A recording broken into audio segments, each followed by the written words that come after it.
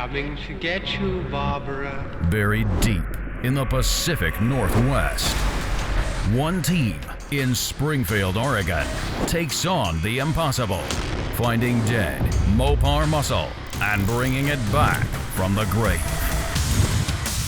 Award-winning Master of Mopar, Mark Worman, his cousin Doug, his daughter Allysa, his best friend Royal, his painter Will, his assembly tech Justin, and the rest of the GYC ghouls are restoring, resurrecting, and recreating some of the fastest, fiercest, and rarest muscle cars on the planet. This is Graveyard Carz. All right, just to catch everybody up on our 71 Barracuda project, this is the one that George and I basically built from scratch a couple of seasons ago. The guy who commissioned me to build it wanted a real 1971 Plymouth Barracuda. So those pickings are pretty slim out there. That's why I ended up buying a really rough, rusty one, so I'd still have all the right numbers for it. It'd be a real car. When we were done, we wouldn't have to have an assigned VIN for it. But it was rough. So the fact is, the only parts that we were really able to harvest was the roof infrastructure, and the peripheral pieces that go around it. You have to have those because at the time, nobody was making them. Now, AMD is making them. I should have saved more money and just cut the roof off of it and had it dipped and not bothered with the car. But because I wasn't sure until all of the paint is off of it what it looks like, we sent the whole car out and had it dipped. Well, you can see in the pictures when we got that thing back, with the roof cut off it, there was nothing left. It's funny, when we actually got through going through our parts department and laying all the sheet metal out, it was like a great big AMD billboard. I mean, there was literally almost every part except for the roof. So, you know, when you're building a car, especially one like this where it's from scratch, it's a lot like maybe building a house would be. You got to build that foundation. Foundation needs to be square. So the way we started was the rear frame rails. Set those down on the frame jig. Those are established values. Welded in the cross member for it, the shock cross member. From there, we moved to the front of the car where we installed the frame rails and the torsion bar cross member. We also added the K member, which adds a lot of strength and holds the car geometrically square. In this case, we started out by putting the trunk floor from floor extensions in place, the under seat pan, very important, crucial part, the step wells, the main floor. We even put the two hinge pillars in place, because those would be technically the next pieces before we can go up. So with the foundation built for the car, the next thing would be to put on the B pillars. This is a part of the car that has to be in its established place. From there, we could do the inner and outer wheel houses. We did the rear cross member with its extensions on it. When we were finished putting the floors and the lower stuff on and began like with the wheel houses and the pillars, Will came by and said, why don't I paint everything now? And that was actually a great idea. One thing that's super cool and super easy about this particular car, it's black, so it's just a 9300 single stage. Super easy. And when Mark and George get all of their inner structure parts and pieces welded, grinded, and done, and before they put any type of outer structure on, it's super easy to go in there, get some jam work done. That way, by the time this car is fully done and assembled, from top to bottom, every square inch of this car is painted. I give him credit, I hadn't even thought about it. Normally, he can't do any paint work on a car, or doesn't do the paint work on a car until, you know, it's ready for that. Once we set the roof on there, that's great. We just vice gripped it into place.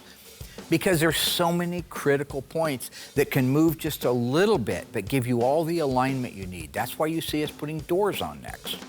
That way, you can match up your quarter panel skins that you have to put on it. You can put the rest of the sheet metal on. We can start building out the front inner structure. But again, we're not going to weld that roof on until we know that the firewall and the cowl and the hinge pillars are all where they belong. The doors are in space where they go.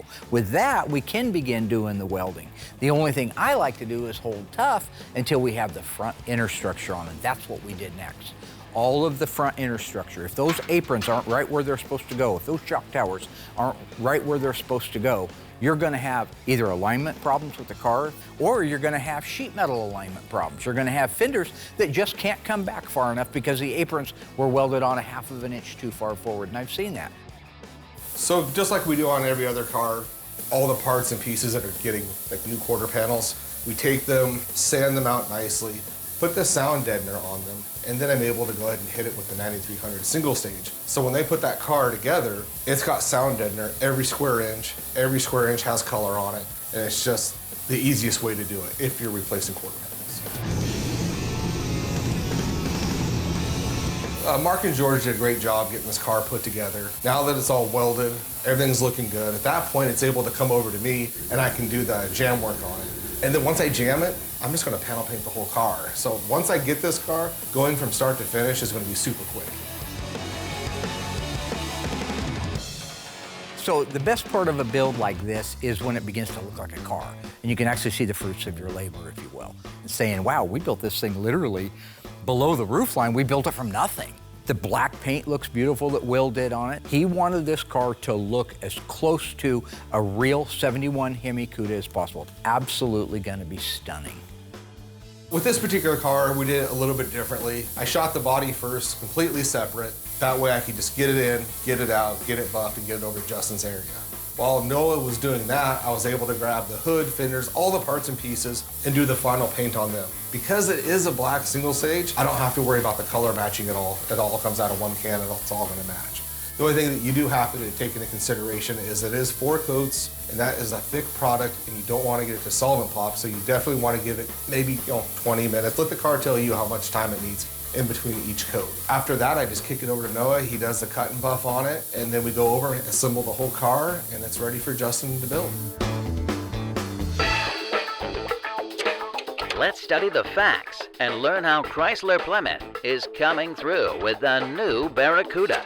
First off, you can see there's a new look up front with new dual headlamps and new circular parking lights in the stone shield under the bumper. The new grills are exciting. Cuda here features a colored grille available in 9 body colors, very unusual. Ventless side glass is a stylish feature which also affords better visibility for driver and passengers. Door handles are flush with the body, adding to the streamlining and convenience to opening the wide doors. Stay tuned to see how Plymouth makes it.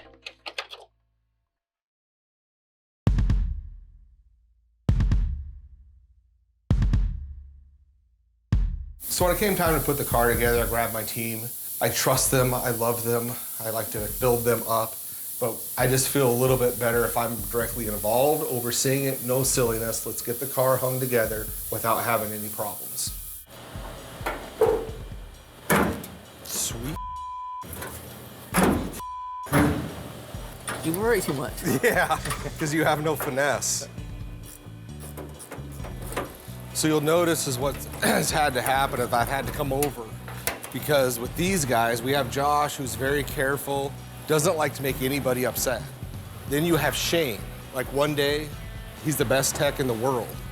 And then there's other days where he likes to give me a headache, and he'll chip. And when he delivers bad news is when he'll walk over to you smiling. I have no idea what Will's talking about. I just want to make these cars perfect. It doesn't make me happy. I just look like I'm smiling all the time. Oh, look at you go. See? Do you see how hard he slams that? It's funny for me because when I watch Will manage his people, he's kind of like me. I mean, he likes to give them a hard time. His relationship with the guys is great. He does like to tease them.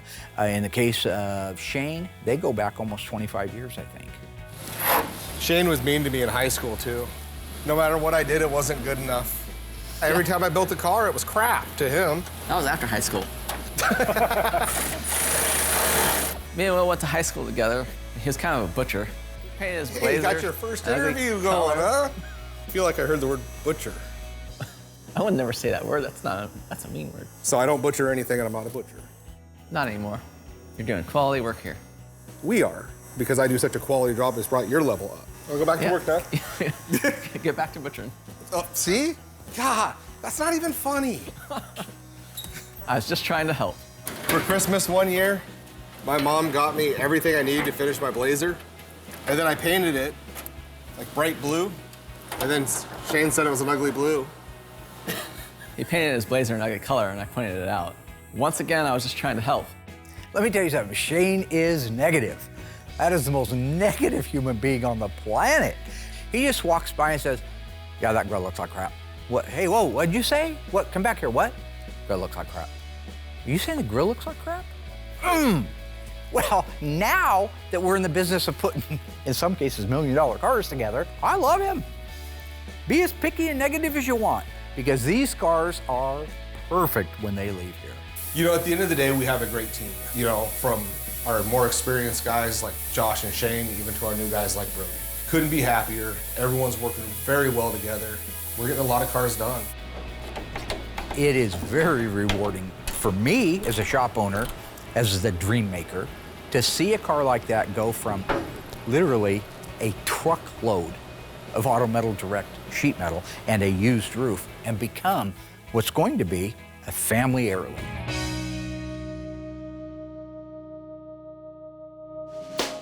So recently we got in a 1970 Cuda, 440 6-barrel automatic FE5 Rally Red shaker car. Allysa is going to validate the car herself, tell me what she thinks, if she believes it's a real 446 barrel car. Then we'll go from there and we'll find out if it is or if it's not. This is something we have never shared with anybody, ever, the type of real minutia. We're talking the deep down detail where if you were the best of the best in the world and you were gonna pull off a clone or a rebody and sell it as an original, there's probably a handful of guys in the world you wouldn't want to look at that car with no paint on it. I would be one, Tony D'Agostino would be the other, and I can't mention the others because they won't pay me enough money. Obviously, that's why I'm here.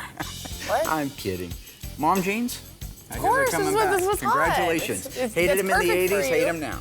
I never understood why the hip line has to be all the way up underneath their armpits. Kowalski. Take a real nice look at Kowalski right there. Who's that remind you of with an afro? Well, you're close. That's Cousin Dougie. Same family, same genes. Go back and watch Vanishing Point when Kowalski's getting ready to drive into the bulldozers and he gets that grin on his face because he knows he's about to end it all. Stop it right there and take a real nice look at Cousin Dougie with an afro. And you tell me that isn't Cousin Dougie. It's not the point of this. It's a 70 Cuda. Let's go have a look at this car. Sounds good. Yep. Let's see what's inside for the driver and passengers of America's most beautiful and sporty car. Barracuda is generously proportioned to accommodate 4 adults in comfort, with a full-width rear seat that's roomy enough for 3. No other car in Barracuda's class has this capacity. The optional console makes the compartment a cockpit, with extra storage space that's always welcome. The locking lever for the door is neatly recessed in the inside armrest, and for 1971, there's keyless door locking from outside. You merely press the lever and shut the door, and the car's locked. It's fast and easy, and you won't lock yourself out of the car, because if you leave the ignition key in the switch, the ignition lock warning buzzer sounds off to remind you.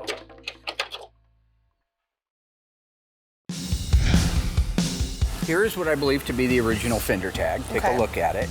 What makes me think that this is an original fender tag? Is there anything on there that I've taught you in the past? So what stands out the most is the pitting. Also, there's a bend.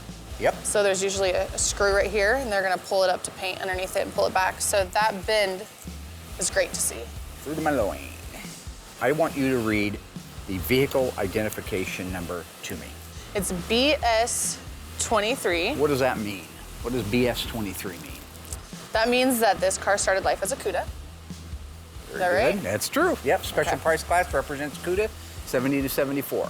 Okay, the next one is V0E. What does that mean? The V means that it was a 446 barrel. The 0 is gonna represent the year, so that means it was built in 1970. And the E is gonna represent the plant, which E stands for Los Angeles. So that means this car was built in Los Angeles. How about that, folks? And then it ends with 112159. Which we call the serial number. The serial number. Okay, I would like you to go to this car based on only things that I've taught you in the past and see if you can validate those numbers against the hidden body numbers on this 1970 Cuda. Well, that's easy because you're gonna find this serial number in 2 places on the car. Over the years, I've spent a lot of time with Allysa and tried carefully to teach her, and at times, many times, I felt like she wasn't listening. But this is a great example that a lot of that stuff has stuck. This wasn't staged. When I asked her those questions, Most of the time she thought I was trying to trick her, but she still guessed the right answers on it. She has learned a lot. One of the places is gonna be up here. This number should be the same as this. 112159. So it matches. It matches, all right? So that's great. And where That's do you great. think the other numbers are? In the roof? No. In the tail panel? It's gonna be down here in the core support Down here or in the, the core radiator support. support, depending on who Radiator you're support, talking to. yeah. 112159. All right. So So, all kidding aside, I want your looks pretty opinion good. now. Does this radiator support, yoke or core support, match the vehicle identification number, serial number, to the upper cowl panel? Now the way you ask me, It wasn't a trick. I don't know, it feels like a Does this trick. part match that But match? it does. It matches. It all looks good. Everything looks legit. So what is your opinion of this 1970 Cuda? Would you It's say a legit 1970 it's a legit Cuda. 70 Cuda? Well, I had already acclimated myself with this car, and I knew what direction I was going, but it was so intricate, and frankly, something we haven't seen before to this level, and I don't want to spoil what it is. You'll see what it is that I'm talking about, but that's why I got Allysa involved. First off, if you just even look at this area in general. Looks like it's been worked. Yeah, you see all the little welds that have been ground down and cut down? That should be a nice pinch weld, a nice pinch spot weld all the way down. If you look down through here, look at those welds that have all been plug welded. That's all supposed to be a real, well, if you look over there, you see, that's what it's supposed to look like. Yep. So I believe that that baffle right there, that little piece there that's welded to this, I think it started life on that apron. I don't think it started life on that. I've trained her on what to look for. She should know if a panel has been replaced. Well, if a panel's been replaced, that's fine. The question is why, and you're gonna see why. So Mark is pushing really hard to get the drivetrain ready for the 71 Hemi Cuda, and the only thing I have left to build is the Dana rear end. And since Hunter is new, I'm gonna go ahead and use this opportunity to show him how to assemble this thing. Good morning, sir. Good morning. You ready to put this thing together? Yes, sir. Okay. So this is a brand new Mosier Dana 9 3/4 rear end. First thing I install are the backing plates. So here's one of these backing plates that you've been detailing for me for quite a long time. So what I've done is installed all the brakes on this. I'm going to show you how this thing works. All right. That's a wheel cylinder. It's going to expand those shoes out, lock the drum, and that's how the car stops. All right. So when I apply the air to the wheel cylinder, it's the same effect as having the brake fluid under pressure. It expands the pistons, which pushes the brake shoes out against the brake drum. So I got the gasket in place here. I need you to hold these bolts in place for me. So we're gonna put this on the driver's side of the Dana rear end here. Gotcha. How do you know it's the driver's side? Well, because this is the front. This is the primary shoe, and this hole is where the park brake cable goes in, and it always goes forward. So Doug's a really good teacher. He's super calm. Just sometimes he gets a little confused. So if I put this on the other side, the brake cable would be going out the back, and it wouldn't look right. Makes sense. Right? Yeah. I mean, it's probably just me though. I want to be real careful when I slide this axle in through the seal because it's a real tight fit. And we've got some real nice sealed bearings on here. So normally we have to replace the bearings on the axles, pack them with grease before we assemble these. But these Mosier axles have sealed bearings, makes for a nice, clean, easy assembly. We're going to line up our gasket and get the plate on it. How you doing back there? Yeah, all the bolts are through. Okay, so we got the driver's side axle in place, so we're gonna go ahead and spin the whole cart and we'll do the other side. Let's see if you've been paying attention. True or false? The 1971 Cuda featured a color-keyed grille, available in 6 body colors. If you think you know the answer, stay tuned after the break. We'll see if you're right.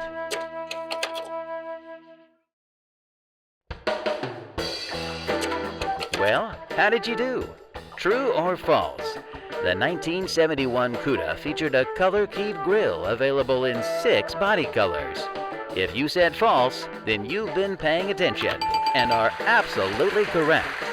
The 1971 Cuda featured a color-keyed grille available in 9 body colors, with enough goodies to turn on and turn up in the winner's circle. Look, shaker hood, 4-speed or torque flight, Hemi suspension, heavy-duty drum brakes, F60 by 15 tires, plus trim items, all standard. The bold look with 60.7-inch rear tread is dramatized by Cuda's black paint treatment at the rear, with relocated backup lights as a safety improvement. Optional rally cluster includes a 150-mile-an-hour speedometer, odometer, tachometer, clock with a second hand, and full instrumentation. All controls floodlighted for convenience and safety. For the king of the road, there's Hemi Cuda. So on the inside here, I believe that everything from the firewall where it meets the floor back is all one car. And it's not, and never was, a 446 barrel Cuda. It was a Barracuda Grand Coupe. To me, this is really fascinating stuff. Seems like this car didn't start life altogether, and I'm really excited to see where my dad's gonna go with it. Note these welds. How should the cowl and the floor be united?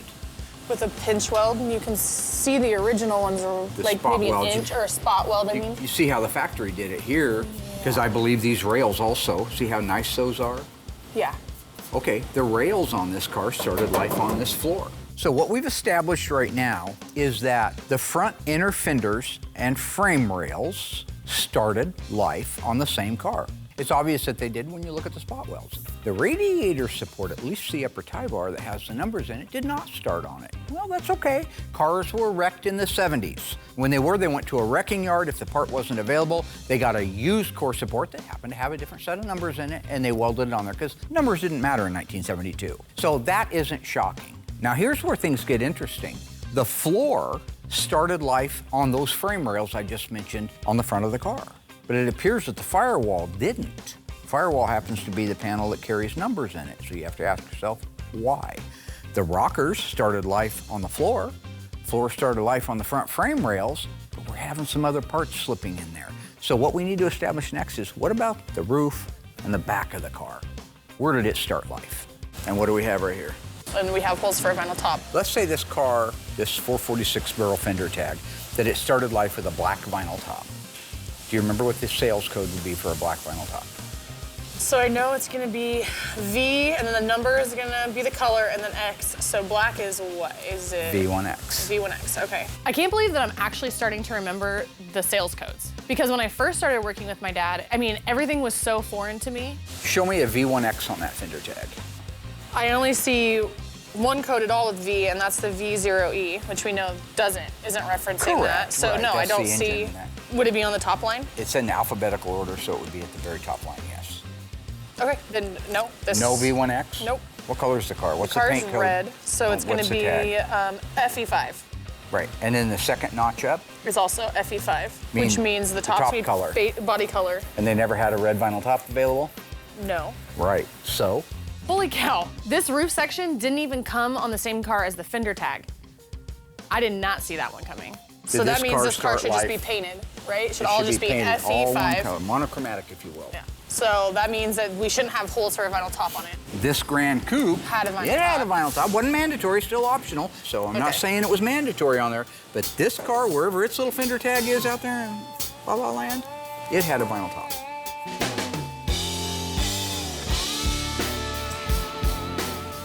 We got it turned around now and it's facing towards you, so what are we gonna put on first? I'm assuming the gasket. Correct. Hunter, have you ever worked on cars as a kid? Never. I always thought they were super cool, especially the old school, the Mopars. Uh-huh. They always looked cool as a kid. I always wanted one, but I never worked on any. Look at you now. Exactly. Okay, you wanna bring the other backing plate over? All right, this is really nice, having the brakes installed on the backing plate. So Doug had me help build the brake system on the backing plates ahead of time. And I can see why, because afterwards it made the assembly go like super smoothly. And it's nice because I'm learning a lot about it. And now we're ready for another axle. So first we want to make sure that the body panel that I'm about to talk about started life on this shell. We've established that the shell itself is a Grand Coupe. Correct. So here's the rear body panel. Here's the trunk gutter, which welds to the quarters, which makes up the shell. Do those spot welds all look pretty original and unmanipulated to you? I would say yes. I would say yes, too. So here's gonna be the key part of this entire thing. We know that the front frame rails were factory welded to the floor that is in this car, and those are welded to the rockers. That's big structural stuff. That's big time stuff. We know that the core support is off of another car, and it would appear that the firewall is off of another car, which both of those items, the core support and the firewall, both happen to have the hidden body numbers in them. What does the back of this car look like? Did it start life on the same floor pan and under seat pan, meaning is everything from the cowl back one particular car? We need to find that out. Which of these two emblems would you expect to see on the back? Barracuda. The Barracuda, not the Cuda. Right. All right, take a look real close here at this rear body panel. You see that change in color looks like? Looks like they filled in a hole. Looks like they welded up a hole. Yep. Actually, the other day I took a flashlight in there, turned out the lights, ran it on it, and you could actually see the light? pinholes in the welds. Okay, so what's strange here is that it appears that the quarter panels, the roof, the floors, the rear body panels all started life on the same car. But that car appears to be a Grand Coupe. The dash VIN and the fender tags say it should be a Cuda. So there's something strange going on here. So that means, did it have this emblem on it? No. Which, by the way, the 70 Cuda emblem is double-sided tape. The 3M tape. So if you look at Jim Roots, which we will in a minute, there's no evidence that there's anything on Ever there in a except hole. double-sided tape. I've got a car out there that still has some of the double-sided tape on it to prove it. Here's a real Barracuda emblem. I happen to actually get off of a Grand Coupe, which is Still cool. has the red on the back? Right. Take a look. Is there any chance that those 3 holes, It like matches up perfect. see what I'm getting at? Yeah. Somebody's welded all those holes up and they put a double-stick Cuda emblem on there. But there's more evidence. Because it's a Grand Coupe, this is the Grand Coupe crest. Okay. It goes over the trunk lock cylinder, and you slide it over to the As soon as you side. put it up, there's up. You'd slide it over the side. Now, Dougie still has his little leather pouch that he used to keep in his left rear pocket. And he'd pull that pouch out, and he'd shake it free until he had the trunk key out, because he's a southpaw. And he'd reach over there with his left hand, he'd slide. I always thought it was just the coolest. This is such a weird thing, but everybody remembers different things from when they were a kid. I love watching him switch that out of the way and go in there and put the key in. That is true. I did do that. In fact, I think I still have those keys after all these years. Oh my gosh, look at that. After all these years, I still have those keys. I love it. Yeah. Wish I had the car. It needs a great big hole for that. Yeah, I mean, And you can two see it little right here. holes for that. And you can see the big hole here. You can and see the this one small one there and the small one there. So when I put that up there, I actually went out back the other day just to make sure to an original Grand Coupe and plunked this right in those holes. This is the kind of experience that I was hoping someday to be able to share with Allysa, and this is a great example of it. Somebody welded up the rear body panel, like I said, where the Barracuda emblem was, where the crest was. The experience is invaluable. Mandatory on all Cuda models in 1970 and 1971 was M88, Michael 88. Do you see an M88 on there anywhere? Oh, okay. M88, yeah. Right. That's called the rear body moldings. I call it a racetrack molding. On a Cuda, they come right along here. These would hold this little thin stainless steel molding. You couldn't get that molding on any other model but a Cuda. Okay. If you ordered a Grand Coupe, you got quarter finish moldings. A Grand Coupe has a molding that goes on the end of the quarter, a little eyebrow molding, all right? The Cuda doesn't use that. The regular Barracuda doesn't use that. The Grand Coupe uses that. If you look at these quarter panels, where those moldings potentially would go if it was a Grand Coupe, 3 holes welded up each side. I went out back and I double checked against a Grand Coupe. Everything that I have that's Grand Coupe fits perfectly in that car. Barracuda emblem, Grand Coupe crest over the lock cylinder, and those moldings. I am sure that the back of that car is a Grand Coupe, and I am sure that somebody went to great lengths to make sure it didn't look like a Grand Coupe. New, now, Barracuda. Here's what it's all about. Long, sleek hood, short rear deck, the look of power. The standard Cuda mill is the 383 4-barrel, 335 horsepower V8 of Roadrunner fame, with 4 great power options. There's the 340 4-barrel, the 440 4-barrel, a 440 with 3 2-barrel Holly carbs, and the topper, the 426 Hemi. Plymouth makes it.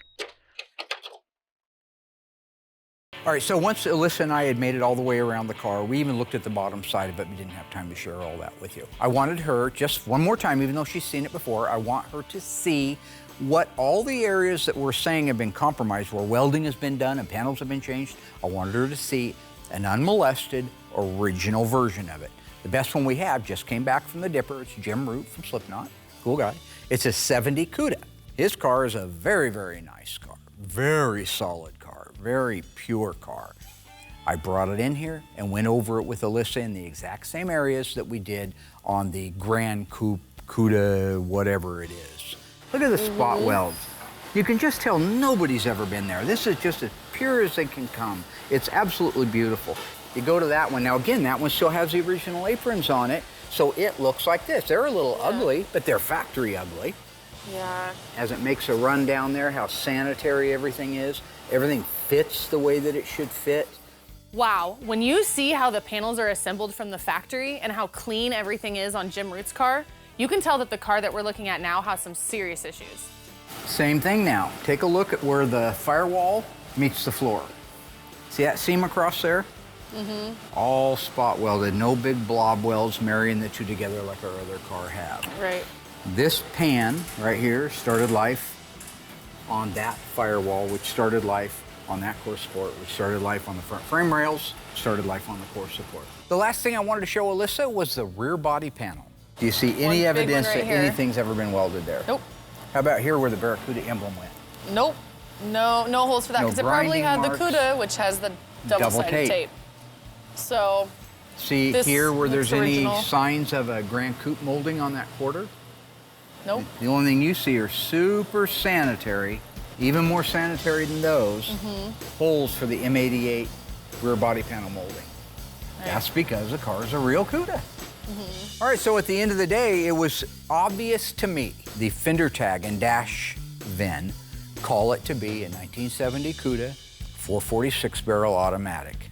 Unfortunately, didn't start life on that body. It's what you would call a rebody. Rebodying is where you take a car that's rotted, and you've seen them. I've showed you cars that are rotted beyond repair, even for Graveyard Carz, but they still have a fender tag, they still have a dash VIN, they still have a title.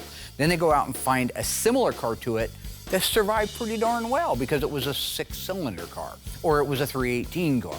They go out, buy that car, cut these numbers out and put them in there. That's a normal rebody. This is much more extensive. This has an original firewall, upper cowl panel, and core support off of a 446 barrel grafted into a 70 Barracuda Grand Coupe. This has been so educational for me. I'm so grateful I got to walk around this car with my dad. I know that my dad is really knowledgeable on Mopars, but for him to be able to look at a car's original DNA and be able to tell you what engine, what transmission, everything about the car just by looking at the shell, that's amazing. I had a nice conversation with the owner. I explained it to him. I said, listen, we can stop right now. I'll give you back whatever deposit we haven't used on the car. No harm, no foul. I'll even help you put it back together again. You can put it on eBay or whatever and just sell it as is. Really, it's a assembled car at that point. And he said, no, man. He says, I always wanted a 446 barrel car, and even if it's a tribute, I've seen the tributes you guys do, and they're stunning. So I say, ride it out. And that's what we're doing. We're riding it out, and we're gonna finish that car. What else makes a Cuda? 9,000 candle power road lamps standard, hood lock pins, black rear deck panel, and chromed exhaust tips. All standard. Luxurious leather interior is an option on the all-new Cuda. An overhead consolette with 3 warning lights is included with the leather interior option. Door ajar, low fuel, and fastened seatbelts. All friendly reminders of how Plymouth makes it. The optional rally cluster, a 150 mph speedometer, redline tach, and competition clock with sweep second hand.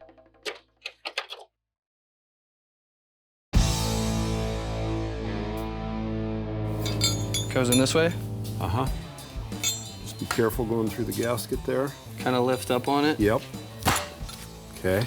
Do you know why they're red? On the assembly line, if a car was to have style wheels, which is something that you could see through, they wanted to paint the drums red. So I never really understood the knowledge and the details and whatever to actually fully get the job done. I thought it was one of those things oh, we put the car together and we're good to go, but it's not like that. Like that. Now the drum can't fall off on anybody. All right. All right, since it is upright right now, we could put the brake lines on. Go ahead and start it in the wheel cylinder, and then your brake lines will go right in there like this. Okay, so now that we got all that done, we can go ahead and roll it upside down. Okay. And put our leaf springs on. Hey, Doug, Yeah, what are these? that's the park brake cable. Okay. What do Oh, these is that go on? the thing that we were supposed to be putting in 2 hours ago? Thanks, Hunter. No problem. Well, this is what I meant by School of Hard Knocks. I just thought I would have graduated by now.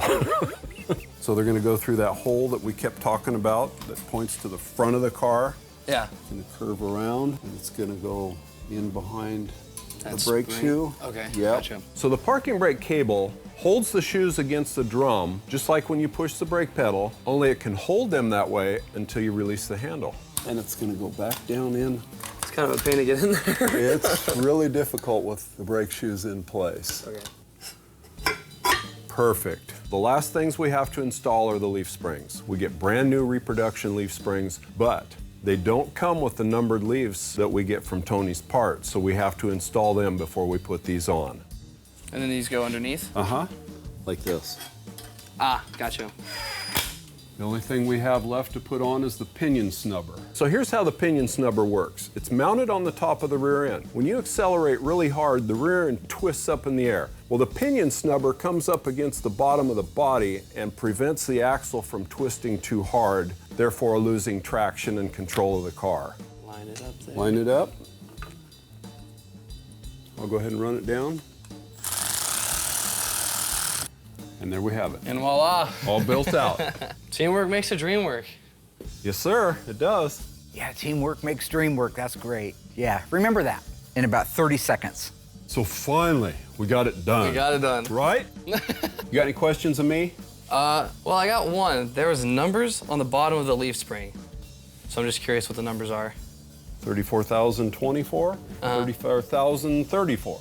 What does that mean? Well, the odd side goes on the driver's side and the even side goes on the passenger side. Yeah, but both of the numbers were even. Yeah, but one starts with a 3. So that makes it odd. Is forward still forward? Not if you flip it over. But Or what turn it if- around 180. Then if- backwards forward and forwards backwards. Oh, I saw this little routine. Yeah, Abbott and Costello, who's on first? Except they were funny. But isn't right left and left is right? Well, if it's upside down, Okay. so you always put the odd on the driver's side. But the odds are 4 and 4? No, they're 34 and 24. Divide them by 2. You divide them by 2? Yeah, that makes it, that's how you figure out which is odd and which is even. Oh, okay. And that is a wrap. Nice.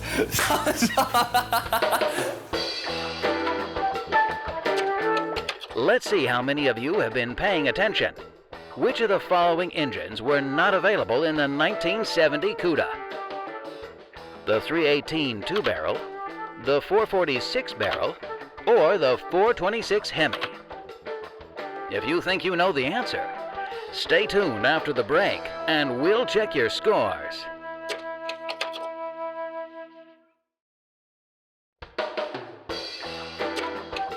Now, let's see how many of you are paying attention. Which of the following engines were not available in the 1970 Cuda?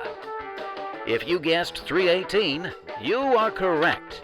The 444 barrel, 446 barrel, and the 426 Hemi were all available engine options, but the 383 Super Commando was standard.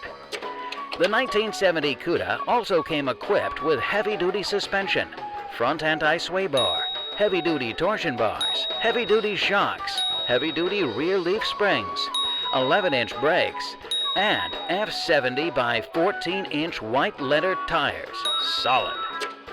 Combined with the new wide stance, it makes Cuda hang on the road like mother love.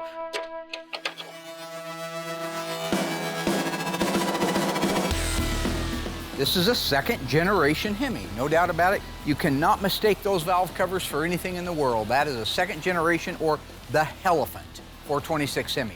That's what the owner wanted.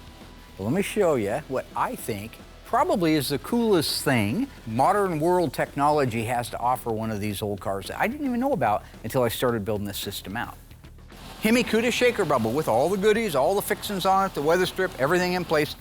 Original pulleys, power steering, water pump, crankshaft, alternator. All those are the original components you see on a 66 to 71 Hemi. Correct date-coded marking upper radiator hose. Correct date-coded and markings lower radiator hose. All of that stuff is OEM style. What's cool, second generation Hemi setting on a Magnum Force transformer front suspension. Got the old school Hemi going along with the new school technology. So now, power, rack and pinion steering, just like a late model car would have. Got an 1.25" front sway bar with nylon bushings. Look at the actual K-member itself. Look at how beefy this thing is. Look at the gussets, the welds. That will help hold that unibody together. Lower control arms look like they're off of a 1-ton truck. Coil-over front suspension, beautiful, fully adjustable. We're still running OEM spindles, rotors, and calipers off of what would be a 71 Cuda. As we move to the back, again, everything at a glance is OEM 71 Hemi Cuda, except that transmission. That is the Silver Sport A41 automatic transmission, which is electronically shifted. You'll want to take a second and write that down. The best part, the part I've been keeping a secret, I'm going to lift the base plate off. These are not Carter carburetors. This is Edelbrock electronic fuel injection using throttle bodies that with these two spacers, we can run a stock shaker setup on a 71 Hemi Cuda. So when you're driving that car down the road and somebody says, hey, there goes a 71 Hemi Cuda, look at that shaker, mandatory on all Hemi cars. Only on the Cudas, not on the Challenger, by the way. You can say, I had no idea. When they take that thing off and you see that it's got modern day electronic fuel injection. That was a neat call on the owner's part. I actually pushed back. I didn't want to do it because I don't like to learn new things. Part of my charm. I like to do things the old-fashioned way. But this was a really neat exercise. I'm looking forward to firing it up and hearing it run. So Mark came and got Hunter and I to help with the installation of the drivetrain in this car. And this is really good experience for Hunter to learn how to install these. I was really hoping we could leave the shaker on there, but it's too tight. In between those fender wells and the aprons, it's just too tight, so I had Doug take it off so we could get that thing installed. So I thought this was going to be a really tight fit with a lot of wiggling. But this thing went in with hardly any interference at all. What a miracle. Once we get the Magnum Force K-member up against the frame rails, we align it, and then all we have to do are put in the 4 bolts and the rest of the hardware. Let's put some wheels and tires on. You like wheels and tires, don't you? I like wheels and tires. All right, I'll raise it up. Okay. He-Man. No He-Man here. No? All right, get some lug nuts out, Mary. Okay, okay. Alice. Alice? What's that mean? Why you call me Don't you have Mary? a restaurant? Alice has a restaurant. You're Alice. That's the whole point. Yeah, isn't there a song about that? Cross tracks, about 500,000 miles from the railroad track. Yeah, those are the lyrics. Yeah. Those are exactly. Just walk right in, it's around the back. Just a 1/2 mile from the railroad track, and you can get anything you want. It's your cousin Dougie. So once we got all the suspension in the car, we were able to lower it down, put those gorgeous Krager 5 spokes on it with the BF Goodrich, roll it out into the middle of the shop, and voila.